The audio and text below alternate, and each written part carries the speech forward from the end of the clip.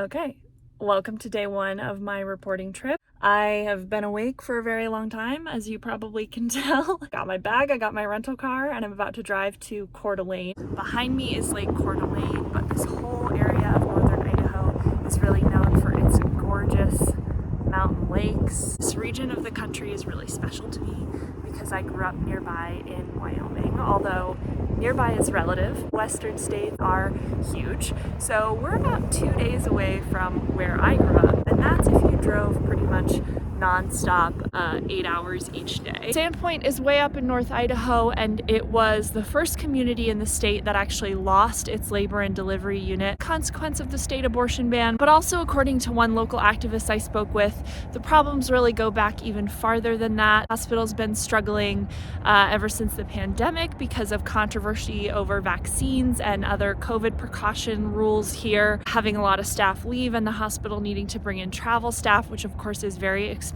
The loss of that labor and delivery unit has really affected all reproductive health care here. Not enough gynecologists in town to care for all the people who live here. Lots of people are having to drive an hour and a half away to Spokane. I'm here today to talk to people and listen to their experiences, and also listen to what's been going on here for years now as Christian nationalists really move in and take over the local government. That's also really just affecting basic infrastructure around here. Of course, there is this replica of the Statue of Liberty here. Spoke with quite a few local activists. One thing that I heard consistently is that there's a real culture of fear here. The far-right turn that the Republican Party here has taken. All of the Christian nationalist groups here are heavily armed and dangerous. A lot of people are afraid to speak up about politics, abortion, any kind of reproductive health. You know, there are a lot of people, including conservative people here, who don't feel represented by what's going on in their state politically,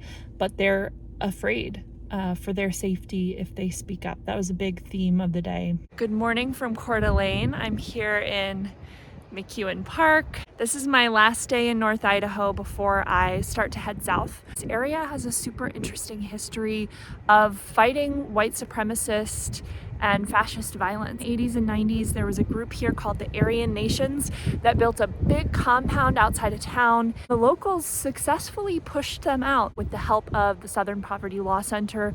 They filed a lawsuit that bankrupted the group, forced them to move out of town. In recent years, white supremacists, fascists, Christian nationalists in particular, are moving back here. That's an intentional political migration.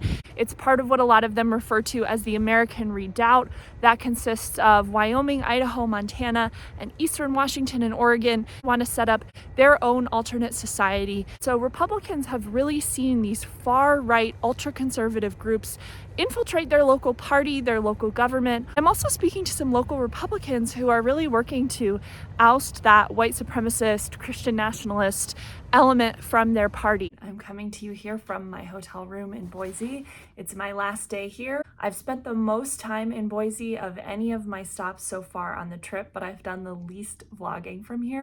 So busy, and I'm incredibly grateful for that. So many people have made time to talk with me. To me, it's just a testament to how deeply people care about their home and how hard a lot of people are working to reverse course from the extremism that has taken hold here. I had a lot of discussions with folks who are shaping a lot of the legal strategy to try and counter the abortion ban in particular, but also just the rise of extremism more broadly. Idaho's kind of shaped like a thumbs up.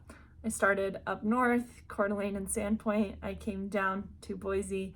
Now I'm headed over east to Twin Falls and Idaho Falls. The folks I'm going to talk to is a business owner who has one of the Idaho abortion rights distribution boxes in her store. She's also running for office there. She's also very open about being anti-racist and anti-bigotry of all forms. She's outspoken about that in the community, which has made some people dislike her.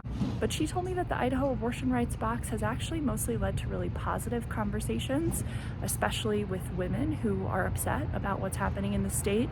And that includes, she said, really religious conservative people. She has had some tense conversations, but that she tries to make it a conversation. And I've spoken to several other locals here, just chatting women, that they're upset about the abortion ban. They all really told me that they consider themselves moderate or conservative. So these are not liberals. I'm just incredibly grateful for the time I've had here. all the people who've made time to speak with me. Look at that.